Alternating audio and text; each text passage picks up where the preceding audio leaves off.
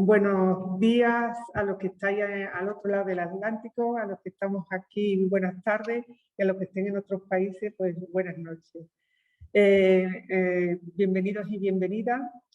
Nosotras, María Ángel y yo, somos las presidentas, como bien ha dicho Tatiana, de la Red de Investigación de Diversidad, que se reúne en torno a un interés común por las diferencias humanas y la diversidad, así como en las múltiples manifestaciones en el seno de las organizaciones, las naciones y las comunidades. Como red de investigación nos define nuestro enfoque temático y la motivación de construir estrategias de acción determinadas en diferentes temas comunes. Por ello, a todos los que estáis inscritos y inscritas, nos une un interés común, el Congreso. ¿Te doy la palabra? Bueno, nada, daros la bienvenida a todos y a todas y esperemos que esta primera mesa redonda sea de vuestro interés y ya empezamos para tener un debate lo más largo posible con Elena. El tema que vamos a abordar siempre es eso, repensar lo local. Y dentro de repensar lo local tenemos varias temáticas como la identidad y pertenencia, la educación y aprendizaje, diversidad en organizaciones y diversidad en comunidades y gobierno. A continuación, Elena nos va a abrir este congreso, este 22 Congreso de Investigación por la Diversidad. Elena Ortega Cano ahora mismo trabaja en Ilunion, concretamente. Es nombrada en este caso como directora consultora social de Ilunion Accesibilidad. Elena también ha dirigido el Centro Español de Documentación sobre Discapacidad del Real Patronato de Discapacidad en España del Ministerio. Centro asesor de, como he dicho, de este Real Patronato. Es licenciada en Sociología y diplomada en Trabajo Social, con la especialización en Intervención y Planificación de Políticas Sociales por la Universidad Pontificia de Comillas. Es máster exclusivo en Business Administración. Tiene una experiencia de más de 15 años en el tercer sector como directora gerente de la plataforma representativa estatal de personas con discapacidad física, PREDIS, como se le conoce más usualmente aquí en España. Asimismo, ha impartido clases en diversas másteres universitarios y ha formado parte de diferentes equipos de investigación especializados en el ámbito de la discapacidad y de las políticas públicas. Tiene, como podéis ver y apreciar, una larga trayectoria en este sentido.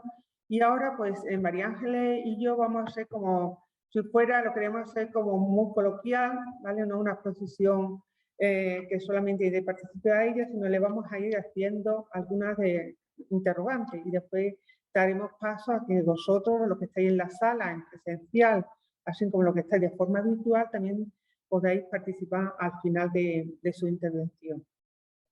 Elena, buenas tardes, porque nosotros sí que nos encontramos en la Universidad Complutense de Madrid, en la Facultad de Estudios Estadísticos, pero Elena no, Elena se encuentra en otra localidad que ahora ya nos dirá. Y ¿estás por ahí, Elena? Buenas tardes. Hola, buenas tardes a todos. Un placer poder estar aquí con vosotros, un lujo también. Y bueno, saludos desde Pamplona, que ahora las nuevas tecnologías te permiten participar en el Congreso desde cualquier punto del mundo. Muy bien, pues Elena, para que los que estamos aquí asistiendo en diferido y en presencial, nos gustaría que nos contextualizara, ¿no? ¿Qué es Ilunion? ¿Vale? ¿Qué significa la palabra, las iniciales de Ilunion? Y si está encuadrado dentro de algún grupo o es una entidad única en esta línea. Pues Ilunion, que es la empresa en la que yo trabajo, pues es un grupo empresarial cuyos accionistas fundamentales, bueno, únicos, son la ONCE y la Fundación ONCE, que son dos organizaciones del movimiento de la discapacidad aquí en España. Es un modelo empresarial único porque está hecho desde las personas y para las personas, y su único objetivo que tiene no es tanto, bueno, además de ser sostenible social, económico y medioambientalmente, tiene el objetivo último de conseguir nuevos empleos y emplear al máximo número de personas con discapacidad con un trabajo de calidad. Una peculiaridad que tenemos es que actualmente formamos Ilunion más de 37.000 personas y más del 41% de la plantilla pues tenemos una discapacidad. Y eso sí, que también es una peculiaridad que nos hace únicos en el mundo.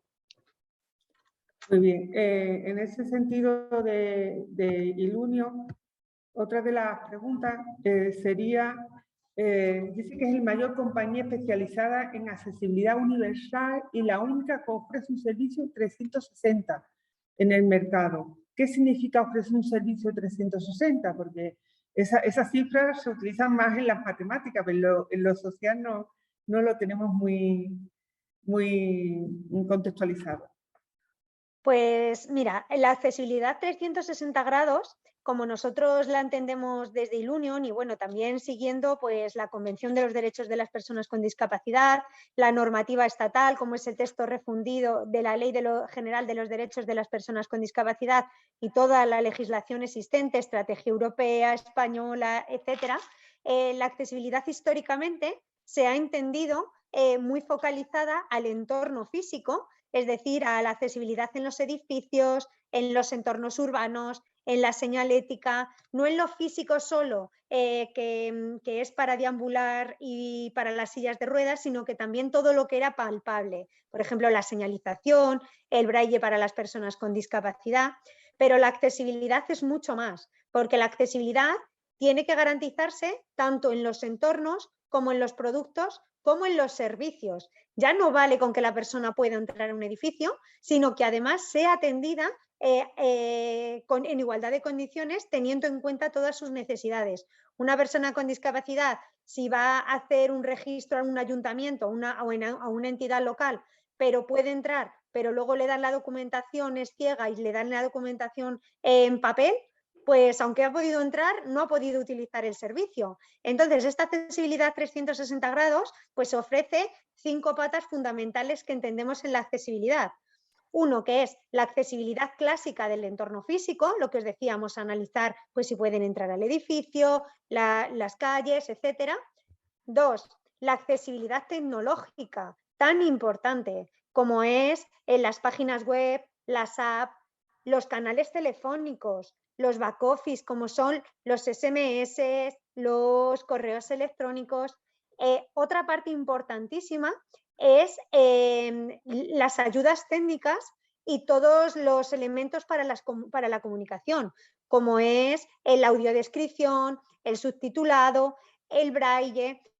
Y muy importante, y un cambio fundamental que se ha producido recientemente en la legislación española, que se ha producido en este mes de abril, es que por fin se ha regulado y reconocido el derecho a la accesibilidad cognitiva. Es decir, que las personas, además de poder utilizar las tecnologías, además de poder utilizar los libros, la información, tienen que entenderlo y poder entenderlo, y se les garantiza ese derecho después de tanto tiempo. Entonces, nosotros lo que ofrecemos es un equipo multidisciplinar de arquitectos, sociólogos, ingenieros, especialistas en subtitulado y descripción, pues para intentar acompañar a las empresas y a las administraciones públicas a que evolucionen en la accesibilidad y que no se focalicen tanto en la accesibilidad física, sino que tengan en cuenta las necesidades de todas las personas y para todos los ámbitos de su vida cotidiana. Cuando habla de accesibilidad cognitiva, ¿te estás refiriendo al perfil de personas que tienen una diversidad intelectual, una discapacidad intelectual, o a nivel de otros perfiles en concreto? A ver, nosotros no hablamos, la accesibilidad, una cosa importantísima es que igual que se relaciona siempre al entorno físico, a las escaleras, a lo que os comentaba, también siempre se focaliza en la discapacidad y sobre todo en las sillas de rueda, en las personas ciegas con bastones, pero la accesibilidad, según reconoce la Convención y toda la normativa que he citado, es para todas las personas. Todas las personas vamos a tener en algún momento de nuestra vida algún tipo de discapacidad visual, auditiva, dificultades para comprender, la accesibilidad es absolutamente para todas las personas, para personas inmigrantes que no entienden nuestro mensaje y un grupo importantísimo como son las personas mayores. Las personas mayores al final tienen unas dificultades importantes para comprender los nuevos procesos tecnológicos, para comprender mucha información, y la accesibilidad cognitiva te posibilita esto. Un gran problema que se ha producido con la pandemia, con COVID-19, era que las personas mayores, cuando les llamaban por teléfono del servicio médico para hacer un análisis o para hacer una prueba médica que necesitabas una preparación previa, como puede ser una colonoscopia o como puede ser un TAC, ¿qué ocurría? Que llegaban sin preparaciones, porque por teléfono no se entendían que tenían que tomarse un sobre cada 5 horas, que tenían que eliminar los hidratos de carbono, etcétera, etcétera. Es muy importante que además de que sepan utilizar el canal, que tengan acceso a la tecnología y que la sepan usar, es que lo entiendan, también la información que se da. Y yo creo que un paso importantísimo es acceder a pensar en la accesibilidad universal, porque es eso, es para todos, no es para la discapacidad, sino para todas las personas, porque para ellos es un derecho, para las personas con discapacidad, y además de ser un derecho en sí mismo, es que es el garante del cumplimiento de todos los demás derechos, porque si no puedes entrar en un hospital, no tienes derecho a la salud. Si no puedes entrar en una escuela, no tienes derecho a la educación, pero además mejora la calidad de vida de todas las personas. Si vas con una maleta, como vengo yo hoy, con el ordenador, con el bolso, y hay 5 escalones y una rampa, sin duda todos vamos a utilizar la rampa. Entonces hay que cambiar el concepto de que la accesibilidad es para la discapacidad, sino que es para toda la ciudadanía. Es un poco como el mando a distancia, no sé en Latinoamérica cómo se denomina, ¿no? El mando para cambiar los canales de televisión. Al final lo utilizamos todo, ¿no? Todo el mundo utilizamos, incluso cuando tenemos a lo mejor una lesión de una pierna y quedamos sentadas. No solamente para las personas con diversidad, sino como bien tú dices, para todas las personas. Muchas gracias. Bueno, vamos a pasar ahora a la investigación. Un pilar esencial en este congreso es la red de investigaciones para la gestión de la diversidad. Recientemente ha sido nombrada directora de la consultoría social de Ilunion, Accesibilidad. ¿Nos puedes explicar un poco en qué consiste esta consultoría social de Ilunion y cómo se trabajan las políticas de sostenibilidad social inclusiva? Pues mira, para explicarte esto me voy a remontar un poquito a mi historia. Yo, como ha contado Carmen, durante 15 años he sido gerente y representante de un movimiento asociativo de personas con gran discapacidad física. Yo pertenecía al ámbito del tercer sector o de las ONGs.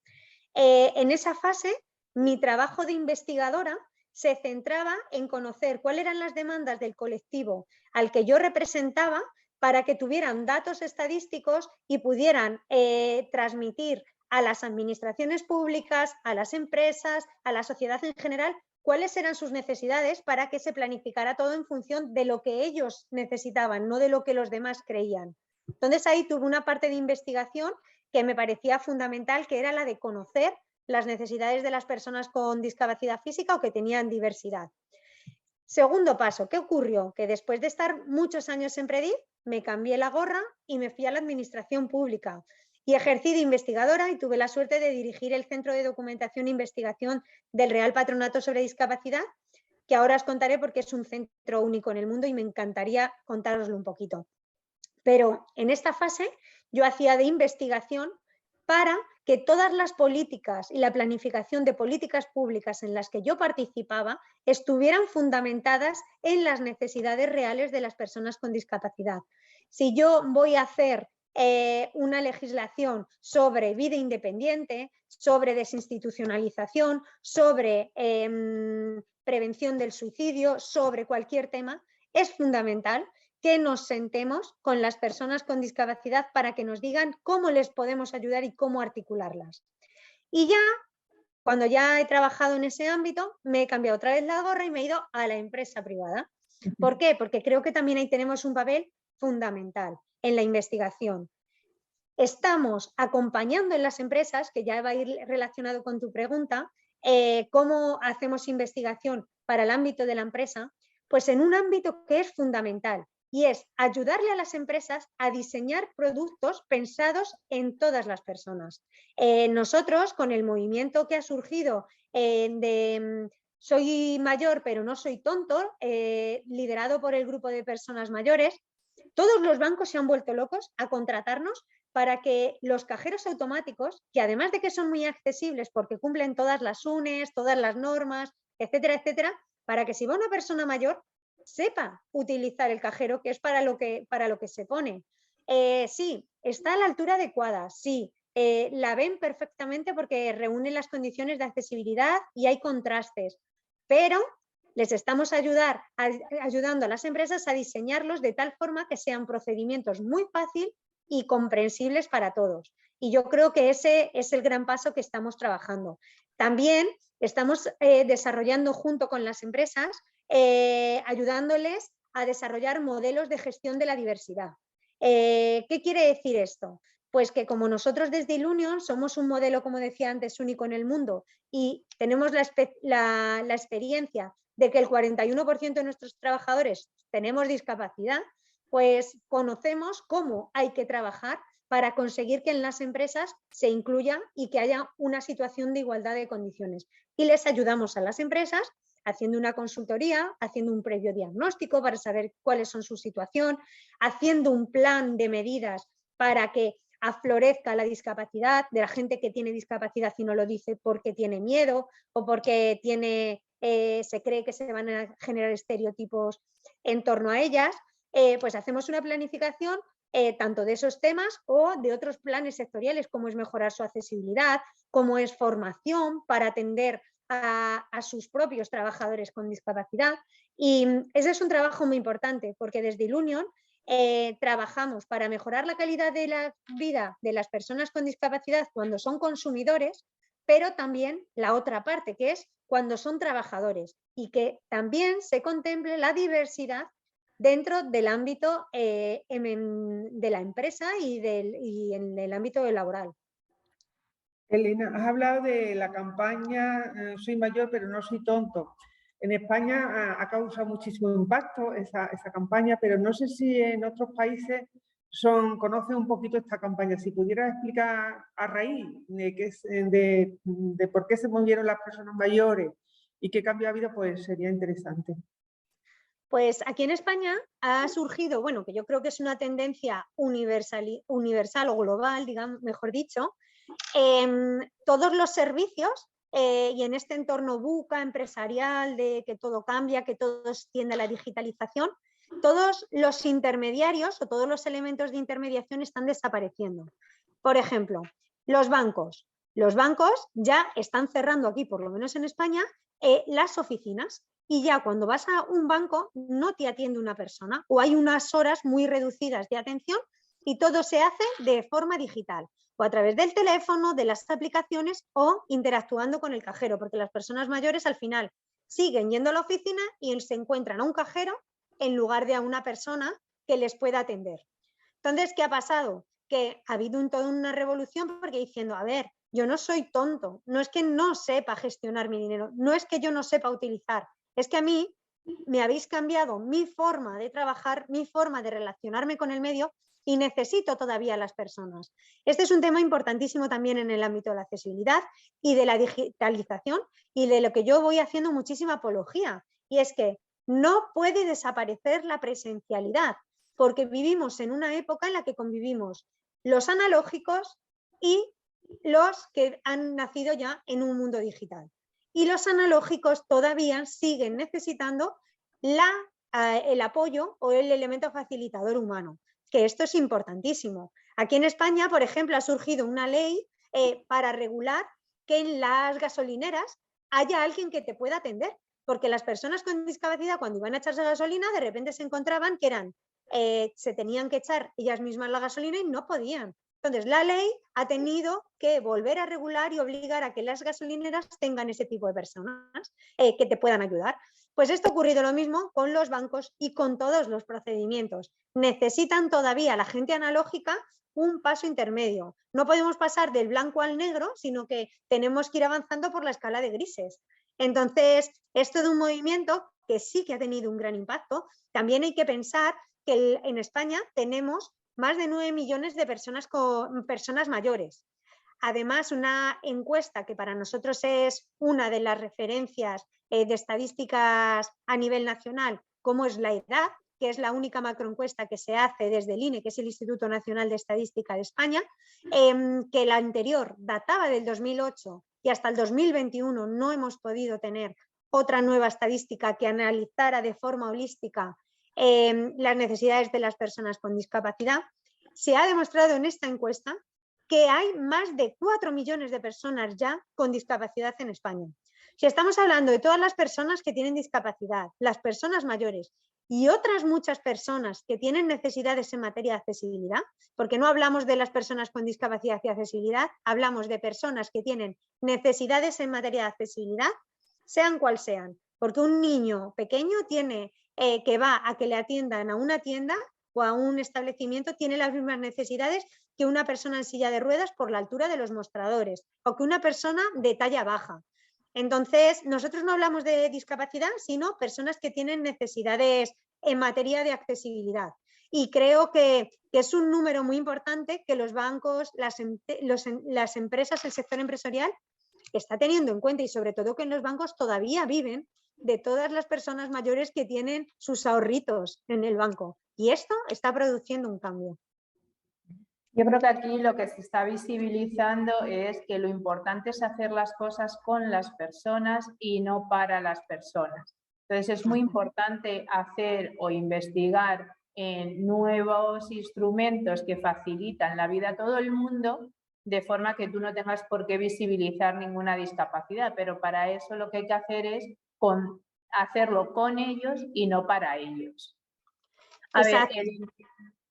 Bueno, quería decir también que habías dirigido el Centro Especial de Documentación e Investigación sobre Discapacidad, la CEDEC, y que depende del Real Patronato de la Discapacidad, del Ministerio de Derechos Sociales y la Agenda 2030 de España. Entre todos los recursos que nos ofrecen desde este centro, nos gustaría saber un poco que hablar de Riverdis, el repositorio iberoamericano. Pues, aunque me voy a centrar en el repositorio, no puedo dejar de hablar un minuto del CEDIC, que es el Centro Español de Documentación e Investigación, porque es una joya y es un centro único en el mundo, y me encanta decirlo porque hicimos una investigación al respecto. Es un centro que desde hace más de 40 años recopila sistemáticamente y diariamente toda la documentación a nivel nacional e internacional que se genera en materia de discapacidad. Además, también aúna toda la legislación que se va generando en España, y tanto a nivel nacional como a nivel de comunidades autónomas. Y para mí me parece que es un hecho importantísimo, igual que tiene una hemeroteca enorme donde viene recopilándose la historia de la discapacidad en los medios de comunicación. Simplemente para que tengáis algunos datos, ahora mismo recoge o aúna a más de 225.000 publicaciones. Tiene más de 38 registros en su base de legislación y tiene más de 19.000 noticias de la hemeroteca. Y ya os estoy diciendo que lo está haciendo desde hace 40 años. Pero además de tener este centro que recopila sistemáticamente la información, pues como bien tú decías, está Riverdis. Riverdis es un repositorio iberoamericano que recopila y difunde toda la producción científica que hay en formato digital y que es de acceso libre, que eso es un dato importante, y que se produce en el ámbito iberoamericano en relación a todos los temas relacionados con la discapacidad o que son afines, no tiene por qué ser específico de discapacidad. Por ejemplo, puede ser atención temprana, puede ser envejecimiento, que no accesibilidad, que son temas que son transversales o que tocan paralelamente a la discapacidad, pero no son específicos. Yo, aunando un poco lo que hablábamos antes y la importancia del CED, de CEDIC y de la investigación, yo he notado en mis más de 25 años de experiencia la gran evolución que se ha producido en España, en España al menos, en materia de investigación sobre discapacidad. Antes eran investigaciones puntuales que hacían las entidades para justificar su necesidad. ahora la investigación es el eje central para todo, para el inicio de las demandas, para la planificación, para el diagnóstico, para todo. Y otro aspecto fundamental es que ahora la investigación se ha incluido en una nueva dimensión, que es en la verificación. Es decir, antes tú pensabas, voy a diseñar una botella de agua. Y cuando diseñabas la botella de agua, tú la hacías y la comercializabas. Y si al cabo del tiempo la gente la dejaba de consumir, hacías otra. Ahora no, se han invertido los procesos. Primero, se le pregunta a la persona, ¿qué necesitas? ¿Qué botella de agua quieres y cómo la quieres? La empresa diseña la botella y cuando ya la ha diseñado te la vuelve a dar y te dice, quiero que ahora me digas que la he diseñado como tú quieres si esto es lo que tú buscas. Segunda fase de la investigación, ya no en el diagnóstico, sino en la verificación. Y luego, la tercera parte, que se incluye en la investigación, es en la evaluación y en el seguimiento, que antes pues no se tenía una evaluación tan específica, pero ahora el seguimiento y la evaluación con indicadores, con estadísticas, etcétera, son fundamentales. Y no podemos olvidar que vivimos en la sociedad del Big Data, que los datos, el que tiene los datos tiene el poder. Y nosotros, en el ámbito de la diversidad, tenemos, del trabajo diario con la diversidad, tenemos la información y tenemos que explotarla para todo, para saber las necesidades, para planificar en función de sus necesidades y para diseñar para nuestros consumidores. Entonces, lo que tú decías es poner siempre, María Ángeles, a la persona en el centro y teniéndola en cuenta absolutamente para todo. Sí, yo estaba recordando lo que acababa de decir cuando decía lo de la botella de agua. ¿A quiénes se les pregunta? Porque lo que acababas de decir del Big Data. Ahora el Big Data lo que se está demostrando mucho es cómo seleccionar la población, cuando es representativa una muestra, porque obviamente decimos, vale, lo vamos a sacar en Instagram, esta botella de agua, y a todo el que sea le regalamos una botella o una caja o lo que sea. Pero ¿quiénes son los que van a ir ahí? Porque las personas que se están quedando atrás, las personas que tienen una diversidad, no son las que van a este medio. Entonces lo hacemos, pero no con una representación de todas. O lo que hacemos es eso, representar a las mayorías. Con lo cual, ¿qué pasa con los puntos atípicos o anómalos que decimos nosotros en estadística? Que es simplemente aquellas personas que están muy poco representadas en la sociedad porque tienen una enfermedad rara, porque sus circunstancias no lleva a mucha población, ¿no? Entonces yo creo que es muy importante que todos los equipos de investigación estén formados con personas diversas para eso, para que cuando veamos si es representativa o no la muestra, estén estas personas o ellas velen también por sus derechos. Una cosa muy importante, María Ángeles, en este tema, es que también los instrumentos y las técnicas de investigación deben ser accesibles. Nosotros ahora mismo estamos elaborando en Ilunion, con Fundación 11, el segundo Plan Nacional de Accesibilidad para el Gobierno de España. Y hemos sacado una macroencuesta. ¿Qué ocurre? Que nos han cambiado sustancialmente el tipo de encuestas, porque sabemos que encuesta que dura más de 5 minutos, el grado de cumplimentación y finalización desciende drásticamente. Y ahora valoramos más que haya más opiniones que más cantidad de información. Preferimos hacer 5 microencuestas que nos las contestan alrededor de 4.000 personas, pero que nos dicen 4 datos importantes, y si queremos profundizar haremos otra, pero tienen que ser encuestas súper cortas. Pero además, en todos los formatos posibles. Haciendo esta encuesta nos hemos quedado muy sorprendidos porque por primera vez, bueno, por segunda vez, desde el Ministerio se realiza y desde nuestra entidad una técnica de investigación por encuesta accesible, donde la hemos publicado en lectura fácil para que las personas con discapacidad intelectual las puedan cumplimentar y en lengua de signos. Los datos han sido sorprendentes. De las 4.000 personas que han respondido la encuesta, 800 han sido en lectura fácil, 800, y 400 personas han utilizado la lengua de signos.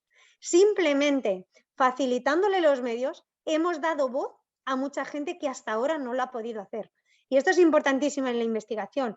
Ya no solamente acceder a utilizar las técnicas adecuadas, utilizar también los formatos que demanda la nueva sociedad y, por supuesto, que sean accesibles para todos, porque si no te dejas atrás a mucha gente y es importantísimo pues conocer su opinión.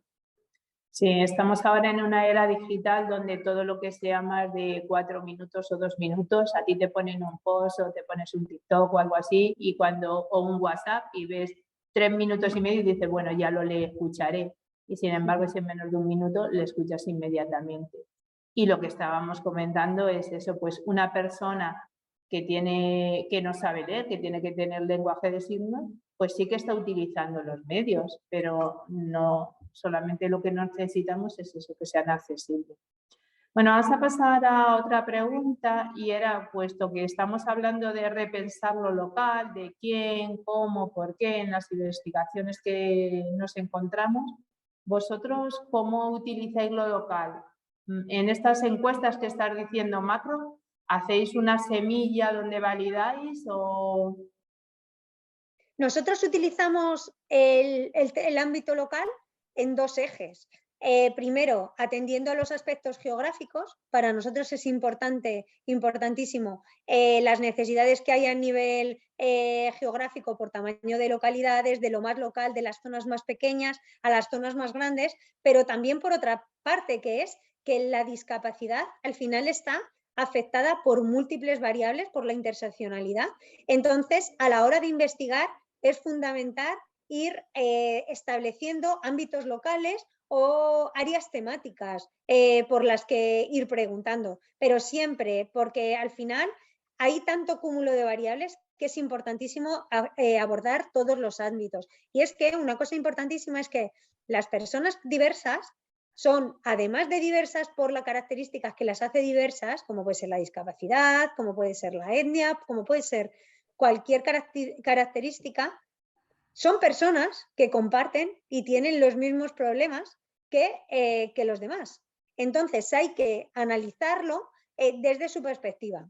A modo de ejemplo, la perspectiva de la discapacidad, del género en la discapacidad. Históricamente lo que se ha hecho es decir, lo que hacen los hombres y qué hacen las mujeres si lo comparamos. Eso no es atender a lo local, atender a una realidad específica. Lo que es atender a una realidad específica es hacer un estudio en mujeres, para mujeres y sobre las necesidades de las mujeres, porque tienen otro mundo, otro universo y encima tienen ya sus propios elementos locales. Entonces, es importantísimo trabajar desde lo local e ir especializándote, porque hay tantos ámbitos que son fundamentales para todo. Mira, hoy estoy haciendo una investigación sobre las necesidades que tienen de empleabilidad las personas con discapacidad ahora. Y nos hemos estado reuniendo con una persona que tiene apoyo para trabaja en un centro especial de empleo y yo le decía, pero a ver, ¿por qué no dársele el salto a la empresa ordinaria? Es decir, a trabajar en una empresa normal, porque tú eres una persona que tienes unas capacidades buenísimas y tal. Dice, pues ¿sabes por qué no me voy? Dice, porque no me comprenden en la empresa. Digo, ¿qué quiere decir que no te comprenden? Dice, pues porque yo tengo una enfermedad y me tengo que tomar el tratamiento unas horas, me tengo que ir no sé cuántas veces a la semana al médico, tengo una hija porque soy madre soltera y necesito tener un turno de trabajo que pueda permitirme gestionarme con mi hija, y eso en la empresa no me lo entienden. Lo que me entienden es aquí en el centro especial, que si les digo, oye, que hoy no vengo porque tengo que ir al médico y tal, o tengo que ir a acompañar a mi hija, me entienden. Y eso es un tema importantísimo, porque al final las razones por las que no se va no es por su discapacidad o por su diversidad, es por las mismas razones en las que muchas mujeres no se cambian de puesto de trabajo o no hacen ese salto. Entonces es conocer, identificar de forma local las variables que sí que influyen como mujer, como persona con discapacidad, y es importantísimo hacer esos análisis sectoriales o segmentados.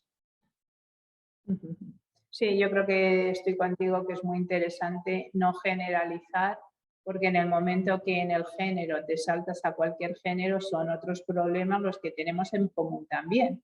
y todo el tema de la globalización, pues a veces se abordan los temas más genéricos y ocurre como con esta mujer, ¿no? Que dices, la legislación obliga a las empresas a que te ayuden a conciliar, pero luego en la práctica pues se encuentra ella con esta situación. Muchas veces la propia discapacidad o la propia característica de diversidad oculta todas otras necesidades que tiene como persona y las invisibiliza como persona. Solamente se ve su necesidad como persona con discapacidad. No, que yo no necesito formarme más, que yo tengo muchas habilidades y competencias, lo único que en la empresa fuera de aquí no me entienden como mujer. Entonces, me ha llamado mucho esta reivindicación que ha hecho una mujer que tiene una discapacidad intelectual, además, y que tiene pues un empleo con apoyo. ¿Y qué nivel de sin tener ella la capacidad de analizar esto, cómo me lo ha reflexionado? Pero eso que te ha puesto sobre la mesa lo podríamos firmar tú, yo, o sea, un montón de personas porque no van asociadas a la diversidad funcional que tiene, sino que va asociada al concepto de género. Y otra cosa muy importante que va asociado a esto es que todas las personas tenemos derecho a opinar y a decidir, y muchas veces se infravaloran las opiniones de las personas. Por ejemplo, ¿por qué le vamos a preguntar antes a las personas con discapacidad intelectual si no tienen nada que decir o no van a saber explicarlo? Lo explican perfectamente. Nosotros ahora estamos haciendo también otro estudio muy interesante que es sobre la garantía infantil y el sistema de protección a los niños, en este caso con discapacidad. Y entonces estamos haciendo grupos de discusión con metodologías participativas y con metodologías adaptadas a niños con discapacidad. ¿Pero qué te van a decir niños con discapacidad?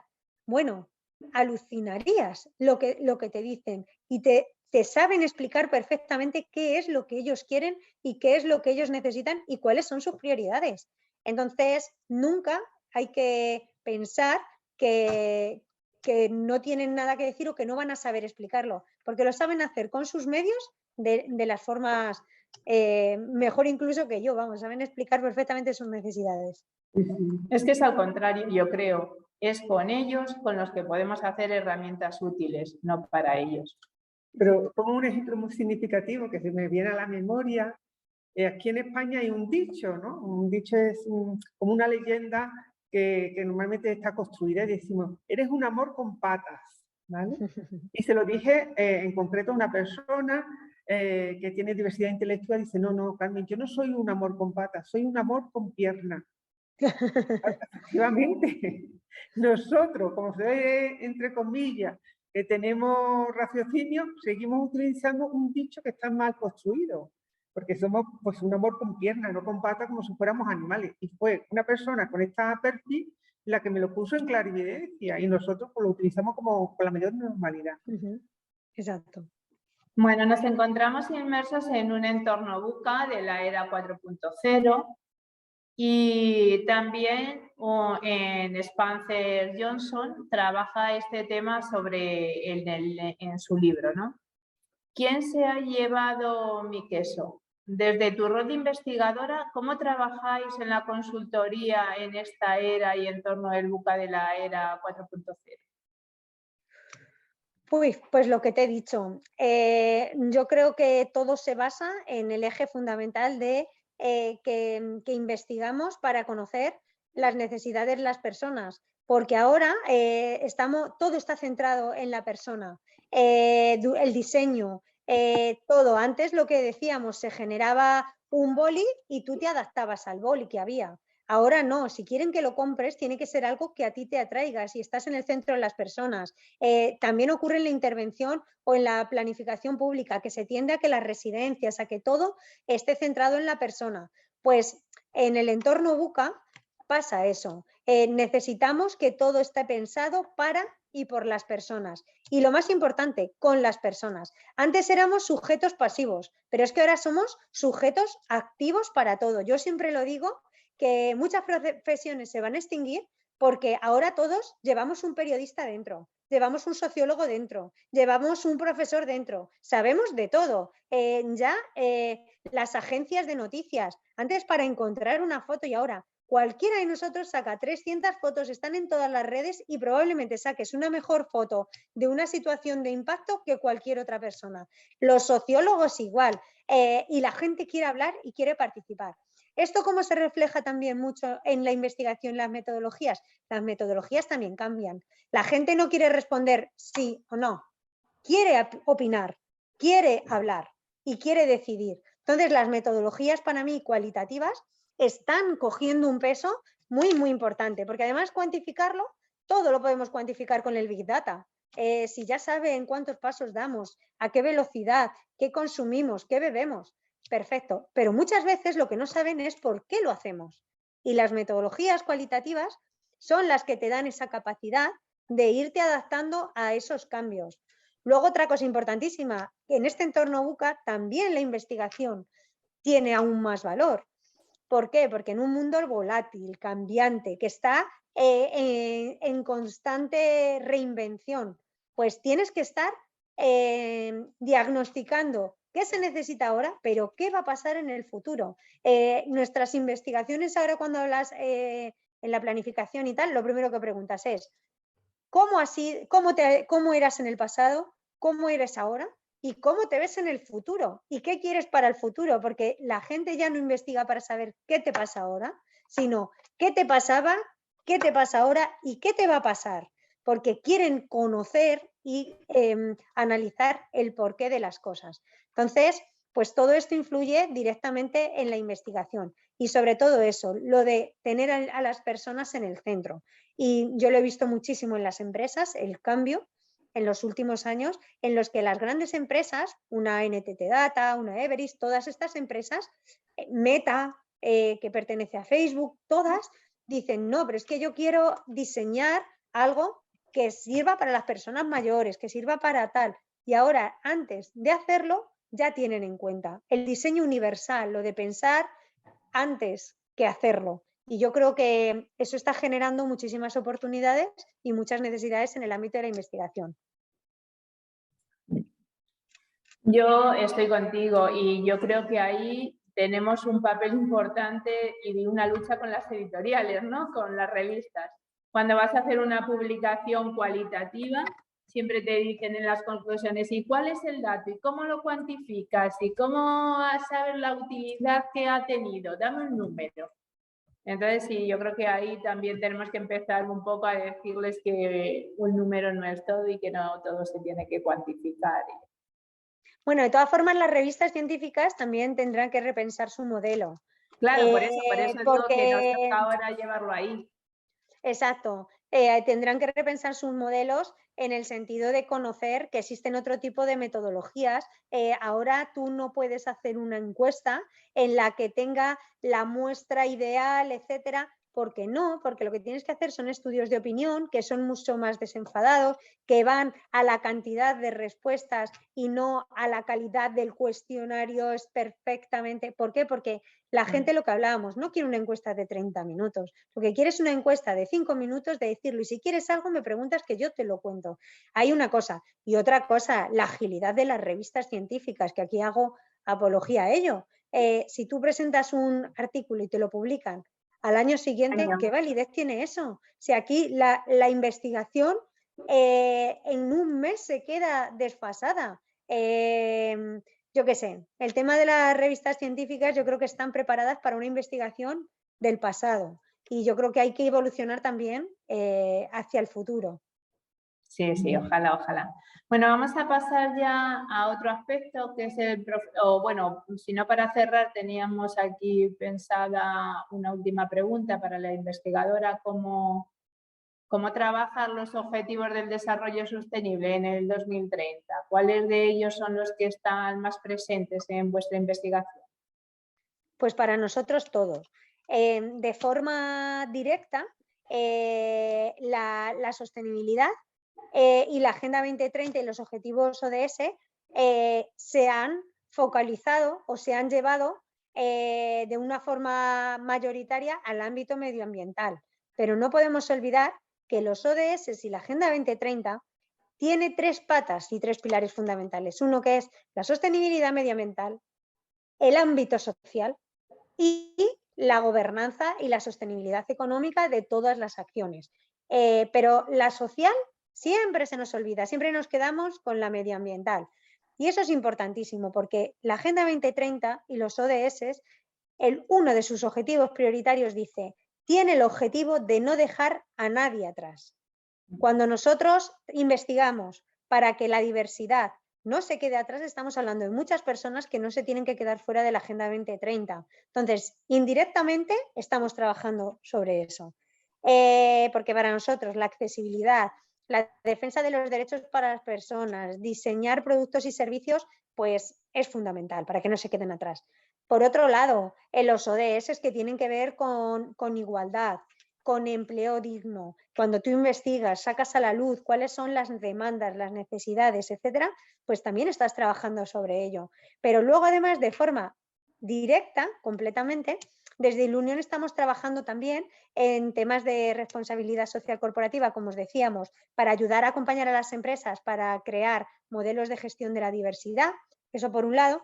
Y por otro lado, también estamos trabajando para hacer proyectos de implementar la Agenda 2030 en el ámbito local, en los municipios. Porque sabéis que con la agenda local, con la agenda española, se creó la agenda urbana para ver cómo se pueden llevar todos estos ODS a la realidad de los municipios. Y en concreto, las comunidades autónomas pues han sacado las agendas urbanas de cada comunidad y cada municipio las va implantando. Y nosotros les ayudamos a los municipios a hacer eso. Y diréis, como nos han dicho muchos, ¿y qué hace una empresa como Ilunion, que es del ámbito de la discapacidad y de lo social, trabajando en ODS? Pues por eso, porque además del ámbito medioambiental, nosotros queremos poner en el eje el ámbito social y nos apoyamos de expertos que tienen conocimiento en el ámbito medioambiental, pero le damos ese toque diferente de que ponemos el valor en las personas y en la sociedad. El impacto de la inmigración, que haya empleo digno, que haya igualdad de género, que haya derecho a la educación, a la alimentación, todo eso es igual de importante, igual, no digo ni más ni menos, igual que la protección medioambiental, la reducción de los gases, la emisión, etcétera, etcétera. Pues hemos pasado por la contextualización de Ilunion, hemos visto tu plano y tu visión de la investigación y ahora nos vamos al campo profesional, ¿no? Que creo que es interesante porque hay investigadores que tienen los dos campos, la investigación en la propia academia, pero también hay personas como tú que están en el sector privado y también en el mundo de la empresa. Mirta Casanova, que el año pasado fue la persona que inauguró este congreso, el 21 Congreso en Curazao, junto al que fue rector de la Universidad Complutense de Madrid, ha escrito un libro sobre el poder de la diferencia, que nos dice que la naturaleza humana es diversa. El respeto, valor e inclusión de las diferencias de otras personas generan desarrollo, eficacia y sostenibilidad, como tú bien has dicho, ¿no? En unos escenarios de creciente y constante transformación. En referencia a esta reflexión de Mirta Casanova, tu trayectoria profesional empezó en el sector del asociacionismo, a pie de calle, se puede decir, después pasaste a la administración pública y ahora a otra dimensión, que es la empresa privada. ¿Cómo has percibido el valor de la diferencia en el transcurso del tiempo y en los diferentes escenarios en los que te has movido? Pues ha habido una gran evolución, una gran evolución. Y yo creo que el poder de la diversidad y de esta evolución ha sido la visibilización de la diversidad y poner en valor poner el valor, valga la redundancia, el valor adicional que aportan las personas. Nosotros en Ilunion siempre decimos que nuestro mayor activo es que, además de ser profesionales, somos personas que tenemos discapacidad y tenemos esa doble perspectiva, porque por un lado somos capaces de conocer cuáles son las propias necesidades por nuestra experiencia propia, por nuestro expertise, pero a la vez podemos compaginarlo con nuestra actividad laboral.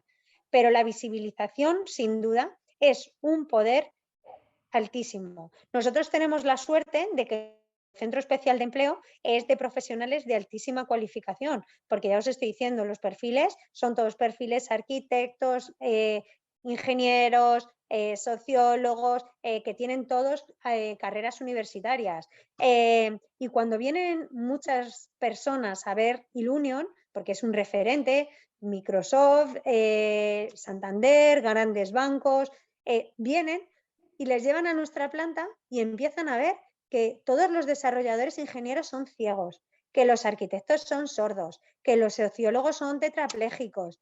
Y dicen, a ver, cambia totalmente la mirada, porque ves que la diversidad es algo normal y es importantísimo. El poder de la diversidad, primero hay que visibilizarlo y sacar todos los aspectos positivos que ello lleva, por lo que te decía, por la doble gorra, porque son personas que conocen desde su experiencia propia cuáles las necesidades de la discapacidad y cómo investigar sobre la discapacidad, y por otro lado, el tema de que son expertos. Por ejemplo, se hizo la actual directora del Centro Estatal de Documentación, es una gran amiga, y ella es una profesora del ámbito de la universidad que ella además tiene también discapacidad y creó un grupo de trabajo muy interesante de profesores universitarios investigadores con discapacidad para crear un grupo desde nuestra experiencia, desde nuestro conocimiento, desde ese plus que tenemos o que creemos que podemos aportar, y salieron datos e investigaciones muy interesantes y con otro valor añadido. Entonces, yo creo que ese es un aspecto muy positivo, y para poner en valor la diversidad y la diferencia y ver que realmente son formas diferentes de hacer las cosas, pero que todos al final somos iguales, pues es importante visibilizarlo. El otro día en una reunión escuché a un señor que decía, hemos pasado de la era del individualismo a la era de ponernos todos en un mismo sector. Pues somos mujeres, somos no sé qué. Dice, bueno, a ver si llega otra vez la época ilustrada y volvemos a ser individuales. Y yo soy Elena y no soy tal, no sé qué, no sé cuántas. Yo qué sé, yo creo que es muy importante que cuando la diversidad ya no pase totalmente desapercibida, ya no hablaremos de grupos, colectivos, etcétera, hablaremos de personas, con personas que se mueven en silla de ruedas, personas que son de otra raza, que tienen otra religión, y no hablaremos de grupos sociales, hablaremos de personas. Justo es lo que nuestra compañera Toñi Durán, que es la coordinadora de la Oficina de Inclusión de la Universidad Complutense de Madrid, ella dice, es trabajadora social, y ella dice, yo no veo discapacidad, veo personas. Exacto. No me olvido de eso, veo una persona que necesita una serie de recursos y una serie de necesidades, y vemos posibilidades. Y ya uniéndolo con la universidad, otro ámbito en el que también has trabajado, bueno, hasta dando formación en temas de inclusión, de diversidad, de accesibilidad universal, es una responsabilidad de la universidad de abordar estos temas para que el estudiantado tenga como unos conocimientos transversales en su mundo profesional y académico. Uy, ya has tocado en un tema que me encanta. A ver, tenemos muy poco tiempo. Muy poco tiempo, pero te lo resumo en un minuto. La universidad, por un lado, tiene que también focalizarse en analizar y en estudiar problemáticas y necesidades reales. Yo, como directora del Centro de Documentación y dirigía una revista científica, siempre nos llegaban los mismos artículos sobre las mismas áreas, sobre las mismas temáticas. Y hay muchos colectivos, muchas personas que tienen necesidades de investigación y que no se lo pueden permitir estudiar o trabajar, y que se pueden abrir. Y es importantísimo que la universidad también se acerque a las necesidades reales de las personas con discapacidad y que no se queden ahí en el plano. Punto número 2. La investigación científica de la académica se queda solamente para unos pocos, y hay que universalizar el conocimiento. Tenemos que investigar, pero con datos que sirvan y que lo entiendan la población en general. Ese es el segundo tema. Y el tercero y último que me encanta es que la universidad debería tener el papel de impulsar la responsabilidad social en los alumnos en las investigaciones. ¿Por qué hacerles TFMs, TFGs sobre temas que no tienen ninguna incidencia? Que contacten con asociaciones, con entidades, con administraciones que quieran elaborar estudios y que les den temas. Les van a dar los temas, les van a dar los medios. Y es que van a aprender muchísimo de primera mano de analizar, conocer y explotar necesidades. Entonces la universidad yo creo que tiene también una gran responsabilidad en fomentar la investigación sobre la diversidad. Y yo creo que como en todos los ámbitos hay mucho camino que recorrer. Y por ello tenemos este congreso, ¿no? Exacto. Gracias a todo el equipo que hay detrás, hay una red de investigadores de diversidad en organizaciones y naciones y personas que se han inscrito porque creen en la diversidad y creen que tienen capacidades. Como pasa con Marta Nussbaum, ¿no? Que lleva trabajando hace más de 25 años, unos 25 o 30 años en la elaboración y perfeccionamiento de un modelo alternativo a la evaluación del desarrollo humano, el llamado enfoque de las capacidades, que parte de una pregunta fácil, ¿no? en sus planteamientos de investigación. ¿Qué es capaz de hacer la persona y desde qué punto de vista empieza a trabajar ese tema? ¿Y cuáles son las oportunidades que tiene realmente a su disposición? ¿Vale? Entonces, llevándolo un poquito a tu plano ya personal para ir cerrando, tú eres una mujer que tiene una diversidad funcional, ama de casa, madre, polifacética, ¿no? ¿Cómo trabaja estas oportunidades, ¿no? Tu capacidad de ser y hacer desde la investigación y tu plano personal y profesional? A ver, yo creo que volvemos a lo mismo y siempre es lo mismo. Somos personas, lo primero. Entonces, mis características como madre, como mujer, como socióloga, como persona con discapacidad, todo eso te genera una expertise, una experiencia que nos hace únicos a cada uno. Y eso lo acabas llevando y lo acabas trasladando a todos los ámbitos de tu vida. Simplemente actitudes personales, como puede ser una que compartimos tú y yo, Carmen, que es la pasión por el trabajo, por la investigación. Y yo creo que una cuestión fundamental es que tienes que hacer algo que realmente quieras y que te apasione. Y siempre, mi objetivo siempre es poner lo mejor de mí y también rodearme de los mejores apoyos. Y rodearme de los mejores apoyos son del mejor equipo. Siempre tengo unos grandes compañeros que me ayudan a investigar, tengo unos grandes profesores, tengo unos grandes maestros, tengo un gran soporte familiar, un gran marido que me apoya y que me ayuda en todo. Y yo creo que al final hay que ser honesto y tenerlo en cuenta que cada uno traslada toda su vida, todo su expertise a la investigación y igual que tú lo trasladas, tienes que tener en cuenta todas esas variables de las personas. No sé si te he respondido esta pregunta porque ha sido una reflexión un poco extraña, pero te la he hecho desde el cariño.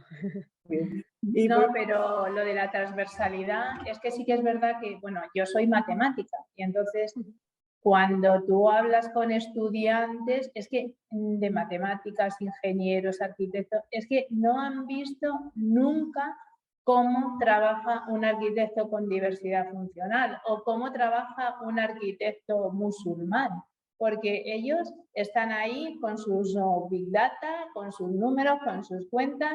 Si hacemos, como tú dices, un TFG de una empresa, ellos lo que te dicen es dame los datos que yo los analizo, pero realmente no piensan cuál es el problema que están resolviendo con esos datos o si lo están haciendo más accesible o están haciendo... No es... Y si te vas a lo social, les preguntas, bueno, pues ¿qué porcentaje te van a rebajar esta semana? Uy, pues es que ni idea, ¿no? Entonces esa transversalidad yo creo que era lo que se refería un poco Carmen, de que en la universidad falta el que empaticen todas las STEAM con toda la parte social. La verdad Y que es muy importante evolucionar de la mirada cortoplacista a la mirada a largo plazo. Y no solamente mirar las situaciones y las cosas concretas, sino tener la capacidad de ver desde un paradigma más amplio. Y entender sobre todo que las personas, los hechos, los fenómenos sociales no son por una sola causa, sino que siempre son por la intersección de muchas variables. Entonces es importantísimo que los estudiantes no te tienes que centrar en un dato, no te tienes que centrar, sino el qué, el para qué, el por qué. Y eso es un tema bastante complejo con las nuevas generaciones, que eso nos daría para otro tema, que es cómo entendemos las diferentes generaciones, los diferentes modos de los analógicos y los digitales, entender las cosas. Y yo creo que es muy importante eso. No hay que aprender a resolver solo, sino a pensar de cómo lo resolvemos, para qué lo resolvemos, por qué lo resolvemos, y tener siempre esa mirada a largo plazo y no tener las luces largas y no las luces cortas. por eso el lema de este año, el qué, para qué y todas estas interrogantes, que ha cerrado muy bien este tema. Ya por último, para finalizar, ¿alguna sugerencia como experta en investigación social o cuestión que desee compartir con los asistentes que allí en Curaçao o de forma digital? Muy brevemente, para darle la palabra a los compañeros y compañeras. Pues invitarles a profundizar y a especializarse en las necesidades de las personas que tienen o que son diversas o que tienen necesidades diferentes, porque es un mundo apasionante. Es un mundo que es, como tú dices, transversal, que aúna muchísimas variables. Dentro de un mismo tema tienes muchos aspectos locales, que también es el tema del Congreso, y yo les animo a los que son estudiantes a la responsabilidad social y a llegar y trabajar para y por las personas. Si tú quieres investigar para alguien, tienes que conocerlo y tienes que saber cuál es su entorno, su contexto, sus variables, y hay que acercarse a las personas, y eso es muy importante. Pues en este ámbito local nos acercamos a todo lo que estáis virtualmente y os damos la palabra a aquellas personas. Tatiana, cuando quieras. Muchísimas gracias, Elena. Ha sido un placer escucharte. Yo me quedo con varias palabras que han resonado y que espero que los investigadores les tengamos en cuenta en nuestras próximas investigaciones. Tener en cuenta a las personas con las que vamos a trabajar, la accesibilidad universal y el diseño para todas las personas, y los objetivos del desarrollo sostenible, la parte social que está muy invisibilizada. Y las personas con diversidad funcional o intelectual han estado muy invisibilizadas, y a partir de que se han visibilizado y se han tratado con el respeto que se merecen, pues tienen una mejor calidad de vida en este sentido. Esperemos y deseemos que la parte social de los ODS también se visibilice. Muchas gracias.